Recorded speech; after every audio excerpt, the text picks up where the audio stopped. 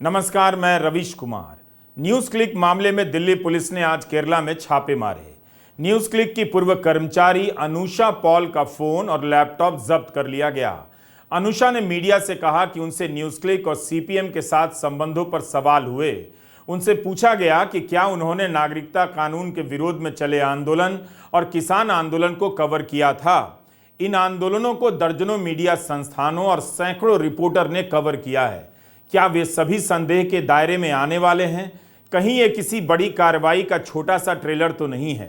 क्या पता news click के बहाने पत्रकारिता पर हमले की सबसे बड़ी कार्रवाई शुरू होने वाली हो और तमाम पत्रकार जेल में डाल दिए जाएं। अभी तक 40 से अधिक पत्रकारों के यहां छापेमारी की खबरें आ चुकी हैं। किसी किसी रिपोर्ट में यह संख्या 50 के पार बताई गई है। इस हिसाब से देखिए तो देश भर के पत्रकारों पर आतंकी धारा, यूएपीए और छापे का खतरा मंडरा रहा है। तेलंगाना राज्य वर्किंग पत्रकार संघ की तरफ से पत्रकारों का यह मार्च भरोसा भी दे रहा है कि पुलिस के दमन के खिलाफ पत्रकार एक साथ आ रहे हैं। मगर एक सवाल भी सामने से आता दिख रहा है कि यह केवल पत्रकारों का ही सवाल क्यों बना हुआ है? क्या जनता पर इन घटनाओं का कोई असर नहीं? यह भी कड़वा सच ही है कि जनता से जैसी प्रतिक्रिया की उम्मीद थी वैसी नहीं आई, या फिर जनता डर गई है, उसे भी जेल का दरवाजा दिखने लगा है। वजह जो भी हो, पत्रकारों की लड़ाई उनके अकेले की लड़ाई बनती जा रही है। द वायर ने एक रिपोर्ट प्रकाशित की है कि 2010 से लेकर आज तक 16 पत्रकारों पर यूएपीए की धाराएं लगाई गई हैं। इनमें से 7 अभी तक जेल में हैं। ऐसे मामले दशकों चलते रहते हैं। बहुत कम लोगों को जमानत मिल पाती है। न्यूज क्लिक पर छापे के दौरान पूछे गए सारे सवाल किसी बड़े खतरे की तरफ इशारा कर रहे हैं। मुमकिन है किसी विदेशी अखबार में किसी के खिलाफ एक लाइन का प्लांट करवा दिया जाए और कार्रवाई शुरू कर दी जाए। अडानी के खिलाफ भी तो विदेशी अखबारों में लगातार छपा, मगर कोई छापेमारी नहीं हुई। अडानी के पक्ष में गोदी मीडिया चुप्पी साध गया, मगर न्यूज क्लिक को लेकर देशभक्त बनने लगा है। न्यूज क्लिक और उससे जुड़े पत्रकारों के यहां छापेमारी को लेकर गोदी मीडिया एक तरफा धारणा फैलाने में तमाम हदों को पार कर चुका है। जरूरी है कि मीडिया ट्रायल के इस खेल को समझने के लिए 3 साल पहले चले एक और मीडिया ट्रायल को आप देख लीजिए, जिसने रिया चक्रवर्ती को इंडिया का मोस्ट वांटेड घोषित कर दिया था और देश के करोड़ों दर्शकों को कई हफ्तों तक बेवकूफ बनाया गया। उस साल गोदी मीडिया के स्क्रीन पर मोटे मोटे अक्षरों में लिखा आता था, इंडिया की मोस्ट वांटेड, ड्रग्स, ड्रामा और डेथ, हैशटैग सच की फिक्सिंग। अब तेरा क्या होगा रिया? ड्रग्स के खेल में गई रिया जेल में। रिया तूने क्या क्या किया? भाई शोविक अंदर, अब आएगा रिया का नंबर। केवल लिखा नहीं होता था, रिया की तस्वीरें होती थी। सैकड़ों कैमरे रिया चक्रवर्ती का घर से लेकर कोर्ट तक और थाने तक पीछा करते थे। एक व्हाट्सएप चैट के सहारे रिया चक्रवर्ती को खलनायक बना दिया गया। आज 3 साल बीत गए, रिया चक्रवर्ती के मामले में चार्जशीट भी दायर नहीं हुई है। न्यूयॉर्क टाइम्स में न्यूज क्लिक के बारे में केवल 2 लाइन छपा है। उसी के आधार पर इतनी बड़ी छापेमारी चल पड़ी और पत्रकारों के लैपटॉप, मोबाइल फोन जब्त कर लिए गए। वही गोदी मीडिया जो दिन रात रिया चक्रवर्ती को हत्यारा साबित करता रहा, आज माफी मांग रहा है। रिया चक्रवर्ती से माफी मांगने वाली पत्रकार को देखना चाहिए था कि उनके चैनल पर रिया चक्रवर्ती को लेकर क्या क्या कहा गया था। आज तक के कार्यक्रम के 3 अलग अलग दिनों के टाइटल का यहां जिक्र कर दे रहा हूं। अब तेरा क्या होगा रिया, दूसरा कब तक खैर मनाएगी रिया, और तीसरा ड्रग्स के खेल में गई रिया जेल में। ये सभी अंजना ओम कश्यप के शो के टाइटल हैं। जबकि इंडिया टुडे की प्रीति चौधरी अभिनेत्री रिया चक्रवर्ती से कहती हैं कि मुझे उम्मीद है कि मेरा चैनल उनमें से एक नहीं था, और मीडिया कम्युनिटी की तरफ से माफ़ी मांगती हैं। माफ़ी मांगने वाली प्रीति चौधरी यूट्यूब में जाकर अपने चैनल के पुराने कवरेज को देख सकती हैं। हैरानी की बात है कि वही रिया चक्रवर्ती आज तक के इस कार्यक्रम में जाती हैं और अपना दर्द साझा करती हैं। गोदी मीडिया से कम यही पूछ लीजिए कि 3 साल में सीबीआई ने चार्जशीट तक दायर नहीं की, तब इन सभी चैनलों ने रिया चक्रवर्ती और सीबीआई की नाकामी को लेकर कितने प्रोग्राम किए? न चार्जशीट दायर हुई, न केस बंद हुआ। इसलिए 2020 में सुशांत सिंह राजपूत की मौत के बाद गोदी मीडिया के मीडिया ट्रायल को यहां याद करने की जरूरत है। इसी तरह अब ये चैनल पत्रकारों को आतंकवादी साबित करने में लग गए हैं। इसलिए एफआईआर को ठीक से पढ़ा जाना चाहिए। इस एफआईआर को लेकर तरह तरह के सवाल उठ रहे हैं। इन सवालों पर आने से पहले याद रखिएगा कि पुलिस ने कोर्ट के आदेश पर यह एफआईआर सार्वजनिक किया है। इसके लिए न्यूज क्लिक को ही कोर्ट जाना पड़ा। दिल्ली पुलिस इस मांग का विरोध कर रही थी। एफआईआर में एक आरोप यह भी है कि न्यूज क्लिक ने चीन की टेलीकॉम कंपनी Xiaomi और Vivo को कानूनी मदद दिलाने के लिए एक नेटवर्क बनाया। टैक्स चोरी के मामलों का सामना कर रही इन चीनी कंपनियों को मदद पहुंचाने के बदले पैसे लिए। Xiaomi और Vivo का नाम आने पर सोशल मीडिया में लोग सवाल कर रहे हैं कि ये कंपनियां तो कई जगहों पर क्रिकेट से लेकर टीवी कार्यक्रमों के प्रायोजक के रूप में नजर आती हैं। जब चैनलों और बीसीसीआई का इनसे पैसा लेना गुनाह नहीं है, तो न्यूज क्लिक का पैसा लेना कैसे आतंकवाद हो गया? आतंकवाद की कौन सी कार्रवाई घटी है या साजिश हुई है? पुलिस को यह भी स्पष्ट करना चाहिए। कांग्रेस महासचिव जयराम रमेश ने कहा है कि दिल्ली पुलिस का दावा है कि जिन चीनी कंपनियों ने पीएम केयर फंड में पैसा दिया है, उन पर भारत को अस्थिर करने का आरोप है। अगर ऐसा है तो पीएम केयर फंड के चेयरमैन यानी प्रधानमंत्री पर केस क्यों नहीं हुआ? अप्रैल 2022 में ईडी ने Xiaomi के 5500 करोड़ के डिपॉजिट जब्त कर लिए थे। उस समय महुआ मोइत्रा तृणमूल सांसद ने कहा था कि वही कंपनी है जिसने पीएम केयर फंड में 10 करोड़ का दान दिया। Xiaomi ने बाकायदा ट्वीट कर इस डोनेशन की जानकारी दी थी। इसी तरह टिकटॉक कंपनी ने भी ट्वीट कर बताया था कि पीएम केयर फंड में 30 करोड़ रुपया दिया है। तो क्या अब Xiaomi, Huawei, OnePlus और Oppo पर भी प्रतिबंध लगेगा? इन सभी चीनी कंपनियों ने पीएम केयर फंड को चंदा दिया है। ये सब उस समय की खबरों में छप चुका है। Xiaomi और Vivo के क्रम में एफआईआर में गौतम भाटिया का भी नाम आ गया। मीडिया ने लिखा है कि संविधान पर लिखने वाले वकील गौतम भाटिया ही हैं या कोई और हैं, पता नहीं। हिंदू अखबार ने गौतम भाटिया से संपर्क करने का प्रयास किया, मगर उनकी प्रतिक्रिया नहीं मिली। इस पर पत्रकार एम.के. वेणु ने ट्वीट किया है कि Xiaomi और Vivo का नाम आतंक के मामले में साजिशकर्ता के रूप में आया है, जबकि ये कंपनियां भारत में सालाना 6000 करोड़ के फोन बेचती हैं और इनका मार्केटिंग और विज्ञापन का बजट 2000 करोड़ रुपए का है। वेणु का सवाल है कि दोनों कैसे हो सकता है? Xiaomi और Vivo के विज्ञापन से तो गोदी मीडिया के एंकरों को सैलरी मिलती है। आश्चर्यजनक बात यह है कि Xiaomi और Vivo दोनों का जो सालाना जो टर्नओवर है 60,000 करोड़ से ज़्यादा है। Xiaomi का 40,000 करोड़ है और मेरे ख्याल Vivo का करीब 25,000 उस करोड़ के आसपास है।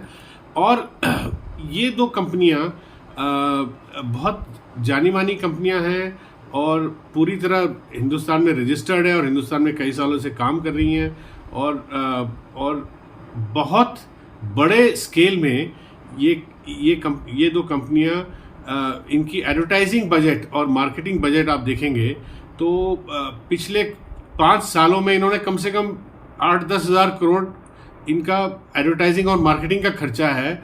और ज़्यादातर इनकी एडवर्टाइजिंग मेन स्ट्रीम मीडिया में जाती है, जिसे आप इस मेन स्ट्रीम मीडिया के तहत आप गोदी मीडिया भी कह सकते हैं। और इनको फंडिंग ज़्यादातर एडवर्टाइजिंग के ज़रिए मेन स्ट्रीम मीडिया में इनकी ज़्यादा फंडिंग जाती है। मगर दिल्ली पुलिस ने केस ये बनाया है कि ये न्यूज़ क्लिक की मदद कर रहे थे और किसी तरह न्यूज़ क्लिक को चाइनीज़ मनी और देश विरोधी हिंदुस्तान के विरोध प्रोपेगेंडा में मदद कर रहे हैं। और इस पे कोई अभी तथ्य सामने नहीं आई है और केवल एफआईआर में ये बात कही गई है। तो ये आश्चर्यजनक बात यह है कि अभी तक दिल्ली पुलिस ने इन दो कंपनियों में Xiaomi और Vivo इन पे अभी तक कोई रेड्स नहीं हुई है और इनमें इनके किसी अफसर या किसी भी एग्जीक्यूटिव्स एम्प्लॉय को अभी तक अरेस्ट नहीं किया है या पूछताछ नहीं करी है। और दूसरा, आईपीएल जो सीज़न जो शुरू हुआ कोविड के बाद उसमें सबसे ज़्यादा पैसा Vivo ने लगाया 2022 और 23 में और इसकी खबरें भी छपी अखबारों में। और इस बात को जो बीसीसीआई के आला जो अफसर हैं उन्होंने इसको बड़ा वेलकम भी करा है कि किस तरह 1000 करोड़ से ज़्यादा स्पॉन्सरशिप आई थी 2022 और 23 में, और इसमें टाटा ग्रुप के अलावा वीवो का सबसे बड़ा योगदान है। तो ये बात बिल्कुल जो कॉन्ट्रडिक्शन जो आपके सामने हमारे सामने ये दिख रहा है कि एक तरफ दिल्ली पुलिस एफआईआर में इनका नाम दे रही है कि ये देश विरोधी काम कर रहे हैं चाइना के पक्ष में, और दूसरी तरफ इनका पूरा एक हिंदुस्तान के जो मीडिया सिस्टम में, एडवर्टाइजिंग में, आईपीएल जो क्रिकेट के सिस्टम में, फंडिंग में इनका पूरा योगदान है। अगर कोई कंपनी, वह भी चीन की, आतंक के मामले में साजिश करती हुई पकड़ी जाए तो उसके साथ क्या करना चाहिए? कायदे से अभी तक तो उन कंपनियों को प्रतिबंधित कर देना चाहिए था, अभी तक इनकी फैक्ट्रियों पर ताला लग जाना चाहिए था, मगर ऐसा नहीं हुआ है। इसकी जगह पर कार्टून बनाने वाले और न्यूज़ क्लिक की वेबसाइट के लिए 1 या 2 लेख लिखने वाले पत्रकारों के यहां पुलिस भेज दी गई। इस पैमाने से तो दिल्ली पुलिस को शाओमी और वीवो जैसी चीनी कंपनियों के सीईओ, हजारों कर्मचारियों और फोन बेचने वाले वेंडरों के यहां भी छापे मारने चाहिए और सभी के फोन जब्त कर लेने चाहिए। क्या भारत सरकार वीवो और शाओमी को प्रतिबंधित करेगी, इनकी फैक्ट्री को जब्त करेगी? एक सवाल और है, पिछले साल इंडोनेशिया में G20 का सम्मेलन हुआ, वहां प्रधानमंत्री मोदी और राष्ट्रपति शी जिनपिंग के बीच बातचीत हुई। प्रधानमंत्री मोदी को बताना चाहिए कि क्या उन्होंने आतंक फैलाने की साजिश को लेकर चीन के राष्ट्रपति से कुछ कहा था? क्या भारत चीन के साथ वही करने जा रहा है जो पाकिस्तान के साथ कर चुका है? दुनिया के मंच पर क्या भारत कहेगा कि चीन आतंक फैला रहा है, एक आतंकवादी देश है? यह जुलाई 2022 की खबर है जो कई जगह छपी है। ओप्पो ने घोषणा की है कि अगले 5 साल में वो एमएसएमई के सेक्टर में मैन्युफैक्चरिंग को मजबूत करने के लिए भारत में 475 करोड़ का निवेश करेगी। इसी अप्रैल 2023 की खबर है कि वीवो भारत में कई तरह के निवेश करने वाली है, जिनकी कुल रकम 7500 करोड़ है। इसमें ग्रेटर नोएडा में 1100 करोड़ की एक मैन्युफैक्चरिंग यूनिट भी शामिल है, जो 2024 से काम करना शुरू कर देगी।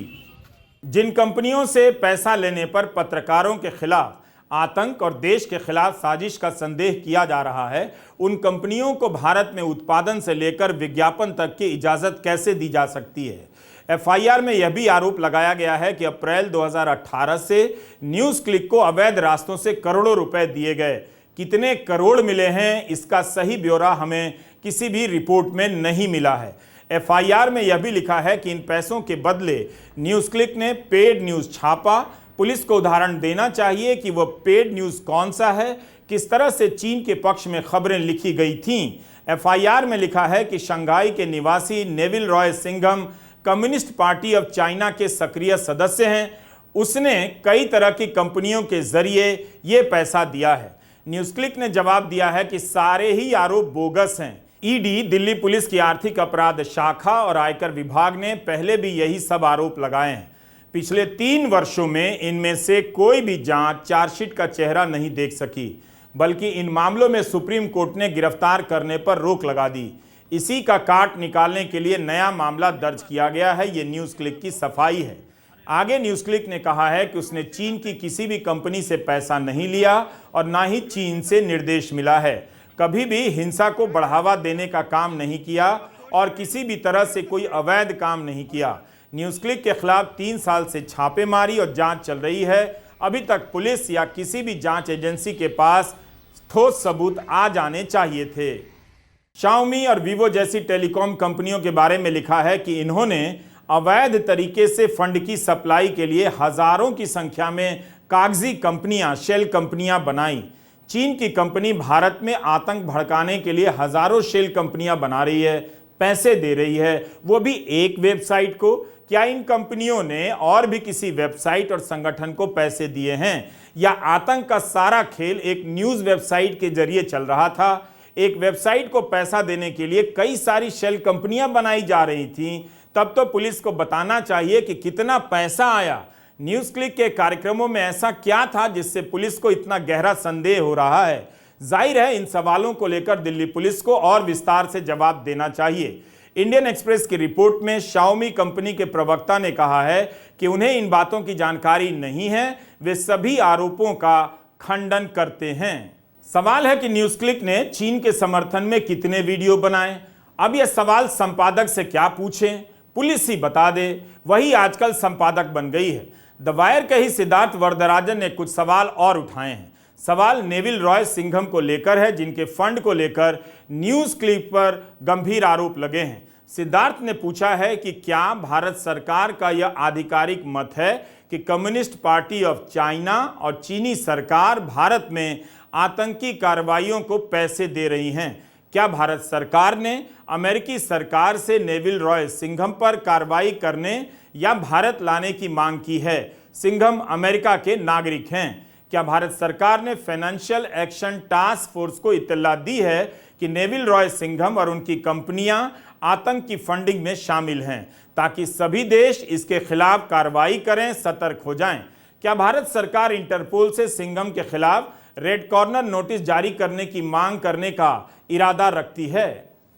फाइनेंशियल एक्शन टास्क फोर्स फाटा का मुख्यालय पेरिस में है। अगर कोई व्यक्ति या संस्था आतंकी गतिविधियों में शामिल है तो उसके बारे में यहां सूचना देनी होती है, फिर इसके सदस्य देशों को जानकारी मिल जाती है और इस पर बैन लग जाता है। सिद्धार्थ वरदराजन के सवाल यह भी है कि अगर न्यूज क्लिक ने चीन से पैसा लिया है और उसके खिलाफ जांच हो रही है, तो क्या उन सभी कंपनियों के खिलाफ जांच होगी जिनमें चीन की कंपनियों ने या चीन की संस्थाओं ने पिछले 10 वर्षों में निवेश किया है? हमने पहले भी केंद्रीय मंत्री राजीव चंद्रशेखर का यह बयान आपको दिखाया है। केंद्रीय मंत्री राजीव चंद्रशेखर का जुलाई 2023 का यह बयान है कि भारत चीन से आने वाले निवेश का स्वागत करता है जब तक कानूनों का पालन होता है।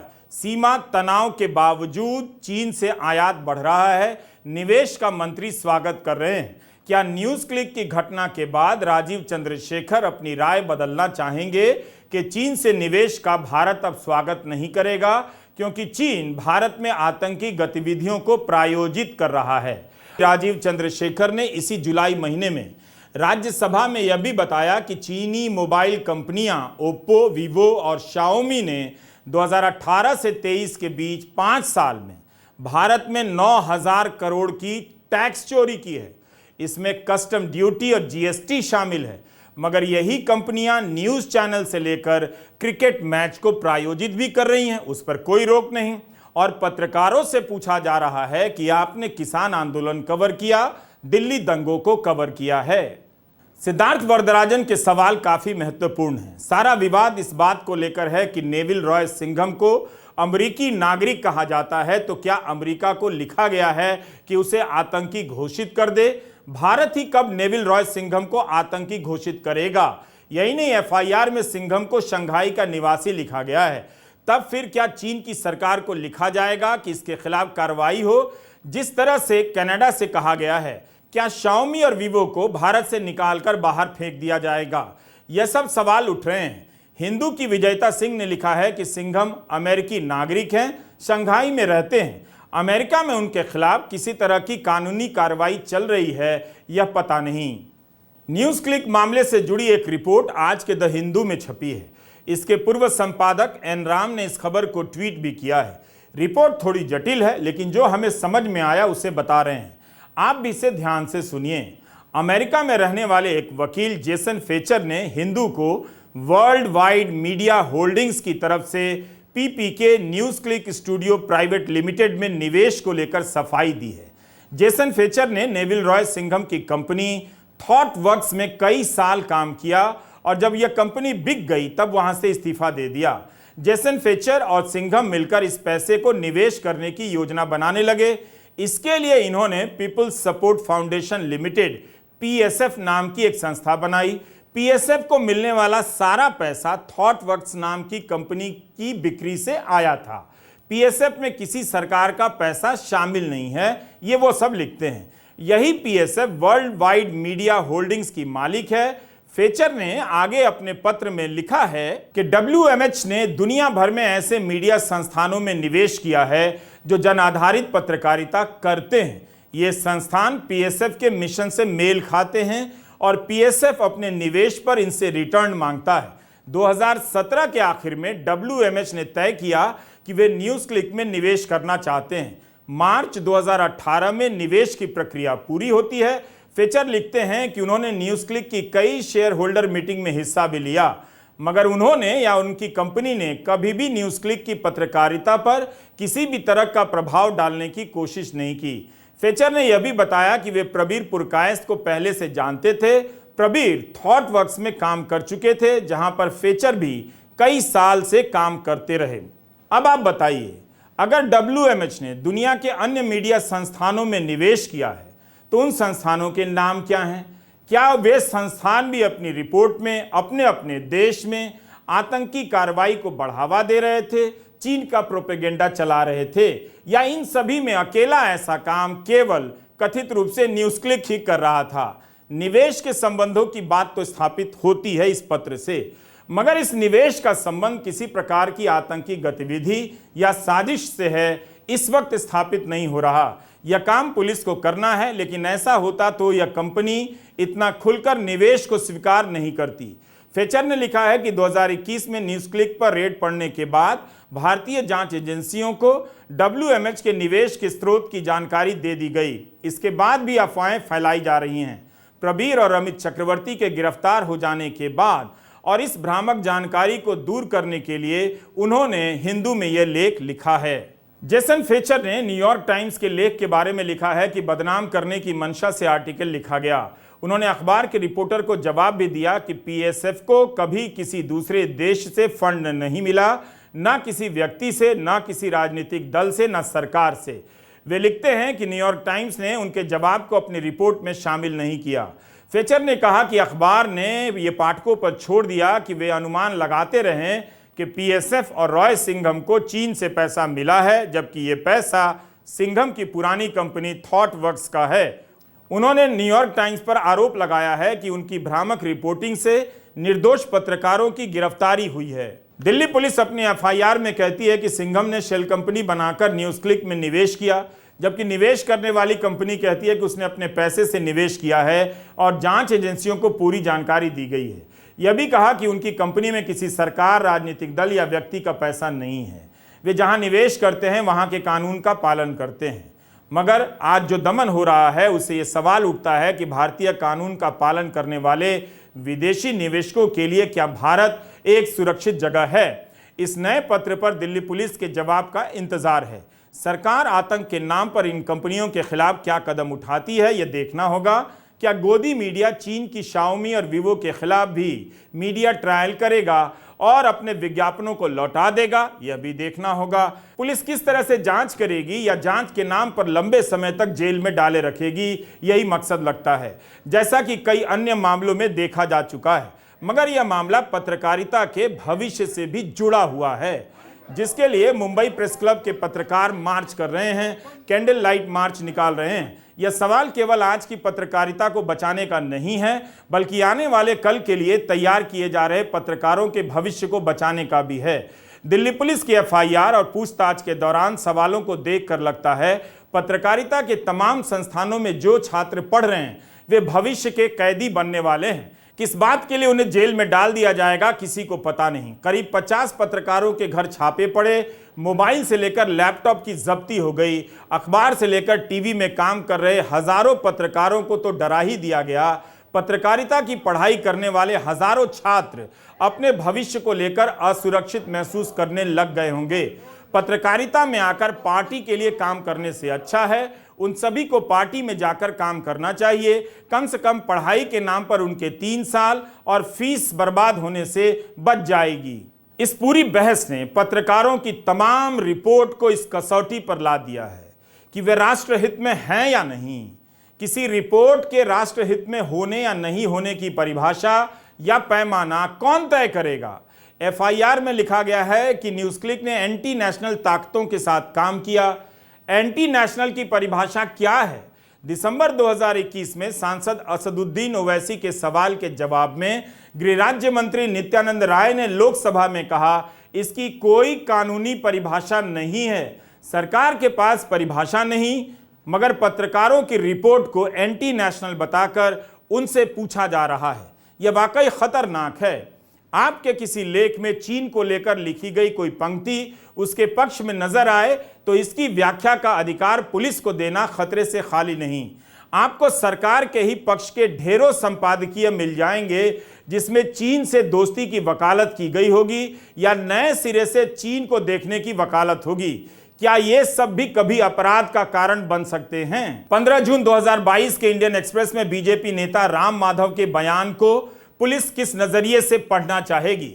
राम माधव कहते हैं कि भारत और चीन सीमा विवाद के मामले में यह नजरिया नहीं काम करेगा कि मैं अपने जीवन काल में इसे सुलझा दूंगा। लंबे समय से चले आ रहे इस विवाद के समाधान को जल्दी चीन जैसे सांस्कृतिक राष्ट्र के मामले में काम नहीं आएगी। राम माधव ने यह भी कहा कि किसी को पता नहीं कि इसका समाधान कौन करेगा। फिर वे उदाहरण देते हैं कि रूस और चीन के बीच सीमा विवाद को निपटाने का श्रेय रूस के राष्ट्रपति बोरिस येल्सिन को जाता है, जो पूरी तरह से शराबी थे। किसी ने सोचा था कि बोरिस येल्सिन सुलझा देंगे। अब पुलिस इन पंक्तियों को इस तरह से भी पढ़ सकती है कि आपने चीन के 2 टुकड़े कर देंगे टाइप का भाषण नहीं दिया, ललकारा नहीं। आप एक तरह से हार मान रहे हैं कि चीन से विवाद अपने जीवन काल में नहीं सुलझा सकेंगे।